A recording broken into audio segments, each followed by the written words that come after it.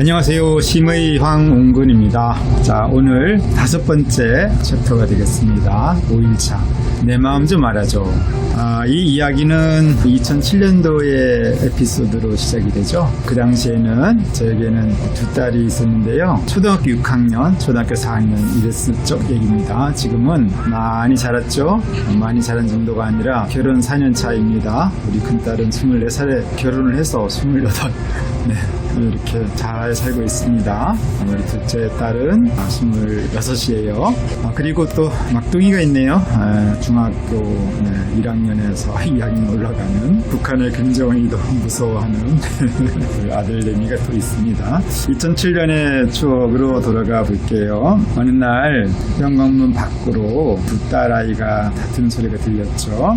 그래서 문을 열고 들어가 보니까 각자 하는 말이 달라요. 언니는 동생에게 하는 이야기가 동생 우리 채림이가 너무한다. 거실에서 공부를 하고 싶은데 방에서 자꾸 공부를 하라고 한다는 얘기죠. 거실에서 또 공부를 하려고 하면은 그 옆에서 인터넷 게임하고 텔레비전도 보고 그 얼마나 재밌는 건데 그걸 보면서 지내니까 공부하기도 어렵다 이런 얘기를 하고요. 그러니까 이제 작은 딸은 주장을 또 반대를 하죠. 왜 거실에서만 공부를 하려고 하느냐. 그러면 나도 텔레비전 보는데 지장이 있는 거 아니냐. 인터넷도 못하고 공부를 방에 들어가서 하는 거 아니냐 이렇게 엇갈린 주장을 하고 있었습니다. 아무것도 아닌 것 같지만 사실 우리가 이 아무것도 아닌 것으로 우리 성인들도 많이 다투죠. 그러나 그 당시에는 그것이 굉장히 중요한 이야기로 비춰집니다. 지나고 나면은 아무것도 아닌데 말이죠. 당시엔 다 심각해요. 그런데 이거 뭐 제가 누구 편을 들 수가 없잖아요. 두 딸이 다 소중한데 그래서 그냥 내버려뒀어요. 내버려뒀더니 시간이 좀 지나니까 소강 상태를 보이더니 둘 다 이제 잠이 들었던 거죠. 그리고 그 다음날 아침에 그 언니 책상 위에 쪽지가 하나 놓여 있었거든요. 바로 이 내용입니다. 예림이 언니, 아까는 미안해. 하지만 내 마음도 알아줘. 예림이 언니는 언니잖아. 언니가 되기도 쉽지 않아. 그런데 예림이 언니는 큰언니가 큰 언니라서 동생이 돼본 적이 없잖아. 그러니까 내 마음 좀 알아줘. 언니니까 언니 역할을 해서 나를 알아달라는 이야기를 하고 있습니다. 내가 언니 마음을 알아줄 생각은 전혀 없는 거죠. 이것이 바로 우리 마음이잖아요. 우리는 내가 서운하거나 내가 알리고 싶은 거 늘 알아주기 원하죠. 자, 우리가 이 유튜브 채널도 많이 올리고 있는데요. 내가 올린 채널에 관심을 가져주기를 원하죠. 그렇지만은 또 우리가 막상 남의 채널에 대해서 과연 관심을 가지느냐 그것도 살펴볼 문제죠. 그런데 어떻게 보면은 우리가 그런 관심을 억지로 가질 수는 없잖아요. 저도 제 주변에 제가 유튜브 채널을 여는 사람에게 관심을 좀 가져달라고 저도 이야기도 하고요. 또 그렇게 요청을 받기도 하거든요. 그런데 재밌는 것은 그냥 아는 사람이니까 가서 한번 볼 수 있죠. 아마 제 채널도 그럴 거예요. 한번 와서 들여다볼 수 있는데 그것이 내 문제와 상관이 없다면 한두 번 오겠죠. 하지만 더 이상 오기는 어렵거든요. 왜냐하면은 나도 내 생활이 있고 내 관심사가 있고 내가 원하는 게 있잖아요. 그것이 맞아 떨어야지만이 갈 수가 있거든요. 그리고 그것이 그 관심사가 나에게 맞아 떨어진다면 오지 말라고 해도 가겠죠. 그러니까 우리가 이 유튜브 채널을 다들 많이들 열고 있잖아요. 그러면서 어떤 분은 구독자가 정말 몇십 명밖에 안 되고 어떤 분들은 100만 이상의 구독자가 있고 그런데 저도 요즘에 구독자분들이 그래도 자꾸 늘고 있어서 감사하죠. 중요한 거는 그렇잖아요. 관심사 이런 마음 수양 또 자기 수양 이런 마음 공부 이런 데 관심 있는 분들은 아마 더 많이 머물 수 있겠죠. 그러나 제가 이 채널을 이렇게 활용하면서 여기에 매력 포인트가 없다면은 아무리 오라고 해도 오질 않죠. 그러니까 어떻게 해야 될까요? 라는 생각을 저도 합니다. 그런데 저는 제가 좋아하는 말씀 중에 공자님 말씀이죠. 불안인지 불기지요 환부지인이 아니라 남이 나를 알아주지 못하면 걱정하지 말고 내가 남을 알아주지 못하면 걱정하라, 이런 이야기가 있죠. 그러니까 왜 남이 나의 그 유튜브 채널에 이렇게 관심 안 가지지? 라고 걱정하지 말고 내가 남을 알아주지 못하면 걱정하라. 남이 어떻게 생각하는지 그 남의 마음을 모르는 걸 걱정하라는 거죠. 남의 마음이 뭐겠습니까? 그분들이 보기에 그분들의 니즈가 있고 그분들이 필요한 것에 대해서 제가 해결할 수 있는 그런 매력 포인트가 있다면 오지 말라고 해도 오겠죠. 그래서 맛있는 음식점에 욕쟁이 할머니라고 뭐 전국에 좀 꽤 있는 것 같아요. 음식을 먹으러 가게 되면은 욕을 엄청 합니다. 조금 심한 욕도 하면서 왜 자꾸 오냐고, 뭐 그렇게 먹을 게 있다고 오냐고. 하지만은 그렇게 할머니의 그 애정어린 욕을 얻어 먹으면서도 갑니다. 왜냐하면 음식이 맛이 있으니까요.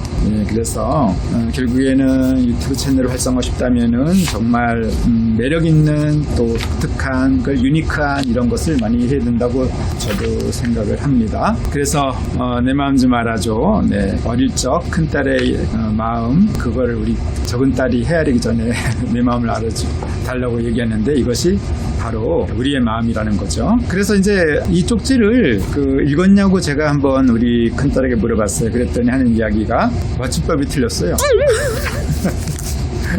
그 내용을 안 보고 이미, 왜냐면은 뭘 썼냐가 궁금한 게 아니라 이미 다 종결이 됐거든요. 마음에 다 없어요. 두 아이들은 이미 해결됐거든요. 그러니까 번잡한 생각이 없는 거죠. 그래서 보이는 것은 맞춤법이 틀렸네, 그 정도죠. 그러면 작은 딸은 어땠을까요? 마찬가지죠. 사감을 써놓고 이제 다 해결이 됐다고 본 거예요. 그러니까 더 이상 이제 이걸 문제 삼지 않은 거죠. 사건이 종결된 거예요. 그런데 저는 이제 아빠로서, 우리 또 어른들로서 이 사건이 참 큰 문제네, 이걸 또 좀 풀어야 되나, 이런 생각에 그 잔상을 가지고 있었던 거죠. 그런데 이미 풀렸는데, 그러니까 당사자들은 이미 문제가 아닌데 그걸 바라보는 사람들은 문제를 보고 있다. 이것도 참 황당한 일이잖아요. 그래서 우리 어른들이 참 더 생각이 많죠. 그러니까 이런 일이 이제 종결돼도 우리 어른들은 이런 생각을 한다는 거죠. 상대가 내 사과를 받아줄까? 내가 괜한 소리를 했나? 내 글을 보긴 했을까? 뭐 등등 그런 복잡한 생각을 한다는 거죠. 이런 점을 보게 되면은 우리가 아이들에게 배울 게 참 많죠. 깔끔하다는 얘기죠. 그 문제가 있다면 그 문제에 파묻혀서 심각하게 고민도 해보지만은 그냥 종결이 되면은 그 문제에 대해서 더 이상 복잡하게 생각을 안 한다는 거죠. 6남매를 잘 키운 어느 집안의 어머님께서 질병으로 갑자기 작고를 하셨어요. 그런데 1년도 안 돼서 그 집안의 아버님께서 새로운 부인을 맞이하셨던 거예요. 이 이야기는 저하고 너무 가까운 먼 이웃 이야기도 아니고 저희 친척의 이야기예요. 그런데 그 한 분이 이제 자녀분이 그렇게 얘기를 하신 거죠. 물론 제 친척이에요. 어머니가 돌아가신 지 얼마나 되었다고 새 어머니를 맞이하는지 이해가 내가 안 간다는 거죠. 이제껏 어머니께서 얼마나 고생하셨는데 그렇게 이제 아버지에 대해서 어떤 원망 어린 원망을 하는 거죠. 그래서 제가 한번 물어봤어요. 그런데 그런 일들이 직접적인 피해를 본인에게 주나요? 이렇게 얘기를 하니까 그렇진 않지만은 실망이 크다는 거죠. 인정할 수 없다는 거죠. 그런데 과연 아버지의 선택을 반대하는 것이 왜 인정을 못하냐 이거죠. 그러니까 본인의 상처, 그런 것을 내세우면서 내 마음을 알아달라고 이렇게 얘기하는 거 아니겠어요? 그 아버지의 결정보다도 그렇게 되면은 내가 어머니를 지금 아직도 여인 지 얼마 안 되는데 또 아버지께서 그러시면은 나는 어떡하라고 라는 마음이 있는 거죠. 내 마음을 알아달라는 얘기죠. 그래서 한번 권고를 했죠. 아버지 마음은 어떻겠냐, 아버지 마음을 먼저 한번 물어보는 것은 어떻겠냐라고 이제 권고를 한 적이 있었습니다. 40대 후반의 한 남성이 굉장히 정신적으로 어려워졌어요. 너무 가라앉았고 또 뭐 우울증도 심하고 여러 가지 혼란한 상황도 있었고, 그래가지고 그 고향 친구에게 전화를 했거든요. 나는 지금 정신적인 여유도 없고 너무 힘들다라고 했더니 그 친구가 하는 말이, 야 임마 너는 자식도 있고 마누라도 있잖아 자식아. 나는 이혼됐고 자식도 없어. 게다가 임마 파산 상태야. 네가 아무리 힘들어도 나만큼 힘들겠냐라고 그런 얘기를 하더래요. 그래서 하소연 좀 하다가 하소연을 다 받아내고 그 친구의 마음을 생각해보니까 자기의 걱정이 아무것도 아니었다는 거죠. 그래서 참 이런 거구나. 내가 내 마음 좀 알아달라고 이렇게 얘기를 하는데 모두들 내 사정이 다 딱하고 내 사정이 더 어렵구나, 이런 걸 알게 되면서 좀 유연한 마음을 가지게 됐다고 오히려 그 친구를 고마워했던 그런 이제 분의 이야기가 여기 실리고 있습니다. 그래서 우리가 자꾸 이렇게 타인의 사정을 알아주기보다 내 마음을 자꾸 알아달라고 하게 되면 몸이 아파져요. 왜 그럴까요? 이런 거죠. 내가 타인의 마음을 알아주기를 원하려고 한다면은 그것은 나에게 주체성이 있잖아요. 그러므로 그것은 가능한 일이에요. 내가 조금만 마음의 여유를 가지기에 되고 조금 더 이해를 하고자 한다면 타인의 입장을 충분히 헤아릴 수 있거든요. 그러나 타인이 나를 헤아리라고 자꾸 얘기를 한다면은 그건 정말 힘든 얘기거든요. 왜냐하면은 그 주체성은 나한테 없잖아요. 타인에게 있는 거예요. 타인에게 주권이 있다는 얘기죠. 그러니까 어떻게 할 수가 없잖아요. 주권이 나한테 있다면 내가 어쩔 수 있지만은 주권이 타인에게 있는 것을 어떻게 하겠어요. 그러니까 힘들죠. 싸워야 되고. 그러니까 병이 생긴다는 거죠. 그래서 우리가 마음 수양이라는 것은 모든 문제가 있을 때 그 문제의 원인을 나로부터 해결해 가는 거거든요. 그것은 무슨 뜻이냐면은 내가 주관을 가지고 내가 적극적으로 풀어간다는 얘기죠. 주권이 나에게 있으니까 그건 쉬운 일이잖아요. 마치 차를 몰고 가는데 핸들을 내가 쥐고 있는 거예요. 그럼 내 마음대로 갈 수 있잖아요. 근데 그 핸들을 남이 쥐고 있다면 어떻게 그거를 내 마음대로 할 수 있겠습니까? 그 핸들의 그 주권이 그 다른 운전자에게 있는데. 그러므로 내가 남의 마음을 헤아리고자 한다면 그것은 가능하지만은 남이 나의 마음을 헤아리라고 한다면 그것은 거의 불가능에 가깝다는 거죠. 그러니까 그것이 바로 존재 부정, 현실 부정, 싸우는 거죠. 인정이 아니라 부정하는 거. 그러므로 병이 걸릴 수밖에 없죠. 이렇게 병이 걸렸는데 의사들이 이런 그 근본적인 어떤 자기 수행의 길을 계도하지 않고 그냥 그 힘든 마음만 치유한다면은 그것이 바로 증상 완화죠. 너무 우울하면 항우울제를 써서 우울증을 좀 올려줍니다. 또 너무 들뜨면 또 그 감정을 내려줘요. 약물로서 어느 정도 그것이 가능하거든요. 그러나 그 증상 완화가 되었을 뿐 결코 원인이 해소된 것이 아니거든요. 원인 해소는 자기 수양이죠. 그래서 우리 심의들은 단순히 그 증상 완화만 신경 쓰는 것이 아니라 원인 해소에 힘을 씁니다. 그래서 심성 개발, 이것이 마음 세탁이죠. 마음 공부라고 할 수도 있고요. 자기 수양의 가장 근본적인 것이 바로 마음 공부고 마음 세탁이거든요. 그 부분에 이제 관심을 가지고 있습니다. 그래서 우리 환우분들이 내 마음 좀 알아달라고 자꾸 하소연을 해대도 조금은 뭐 이렇게 들어줄 수 있지만 그것이 근본이 아니라는 걸 우리 심의들은 너무나 잘 알고 있기 때문에 그런 거는 좀 냉정하게 끊어줍니다. 그리고 우리 마음 공부합시다. 이런 쪽으로 얘기를 많이 하죠. 마음 공부하면서 수양을 해보자고 그렇게 많은 그 계도를 하게 됩니다. 내 처지를 한탄하면서 내 입장을 알아달라고 목소리를 높여봤자 고작 잠깐의 관심을 얻을 수 있을 뿐이다. 그럼에도 자해와 같은 극단적인 선택을 통해서라도 자기의 사정을 이해받기를 갈구해야 할까? 안타깝게도요, 내 마음을 못 알아준다고 그거를 알아달라고 극단적인 선택을 하는 경우도 꽤 많죠. 그렇게 해서 과연 내 마음을 알아주고 난 다음에 나는 어디에 있는 걸까요?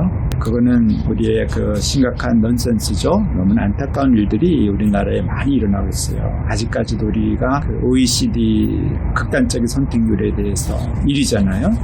그래서 우리가 이미 선진국이 되었고요. 우리의 문화도 이제 세계적인 그 선두주자로 나서고 있는 이때 우리 모두가 이 자기 수양 또 이 마음 공부를 잘해서 내 마음 평화를 잘 이루고 해서 이제는 세계의 정신 문화도 꼭 우리가 선도하면 좋겠습니다. 남을 인정해야 나 역시 상대로부터 내 넓은 마음을 인정받을 수 있는 법. 만일 남을 먼저 인정하지 않고 내 마음만 인정받고자 한다면 이는 본질적으로 남이 나를 인정하지 못하도록 결심하는 것과 무엇이 다르겠는가. 그럼에도 우리들은 나를 내세우고 자꾸만 외치고 싶다는 거죠. 제발 내 마음 좀 알아줘 라고. 역시 우리는 마음 공부가 절실하죠.